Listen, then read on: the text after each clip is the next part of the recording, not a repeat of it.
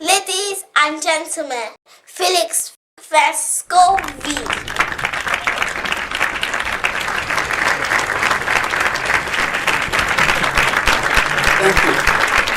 Thank you.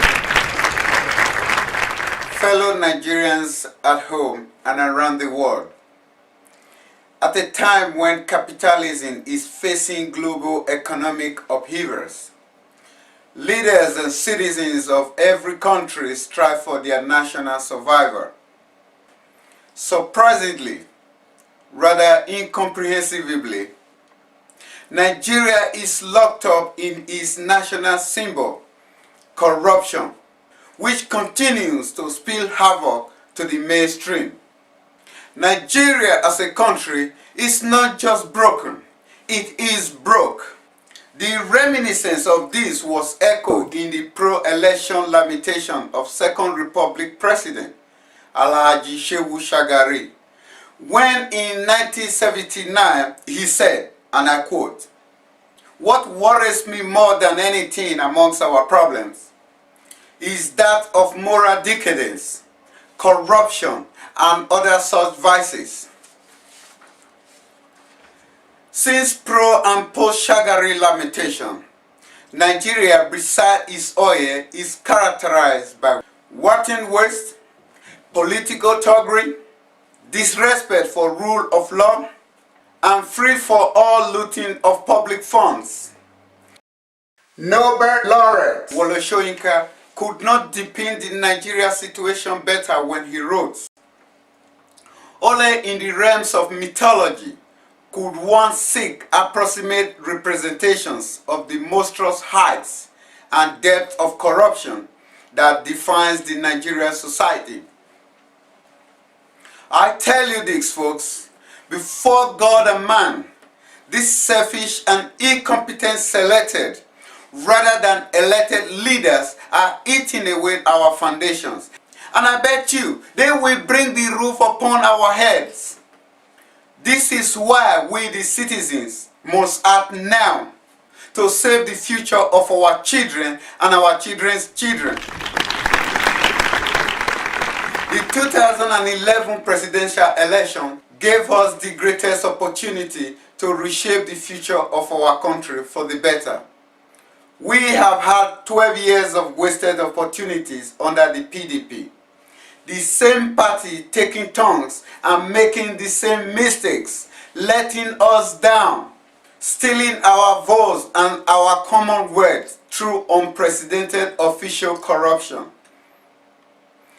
PDP has taught Nigerians to expect nothing good from politics and to have no hope for a genuine democratic governance.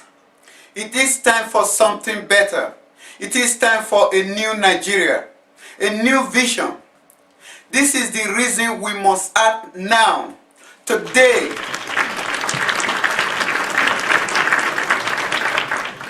What we have been experiencing since independence till now is nothing but injustice.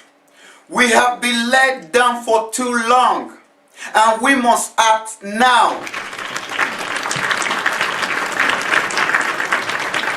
At a time when Nigeria is graduating from one of the most corrupt countries on earth to a suicide bombing state, all Goodluck Jonathan is occupied with is a bill that will let him stay in office for 6 years instead of 4.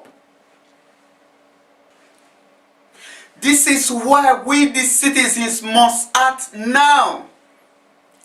The hopelessness Nigeria corruption and inefficient governance brought to the people is enough to start citizens' oppositional attitude. From protest to rebellion and eventual revolution. It is obvious Nigeria needs a new political direction. Fresh, selfless actors that will build the enabling structures and effective institutions for a 21st century development. The strength of PDP is in its awareness of no clear alternative or a strong opposition to its wasteful rule. And I urge you all to spark this long-due oppositional attitude. Goodluck Jonathan and his presidency must respond to the citizens' hardship and lack of faith in the government brought about by 13 years of PDP's wakefulness and lack of direction. We now stand opposite to the cynicism and hopelessness befalling our inner city youngsters. This message is for the youths, and I want parents to listen as well. We do not have to accept our conditions as it is now. We have the choice to fight for a government that represents our hope and not our fear.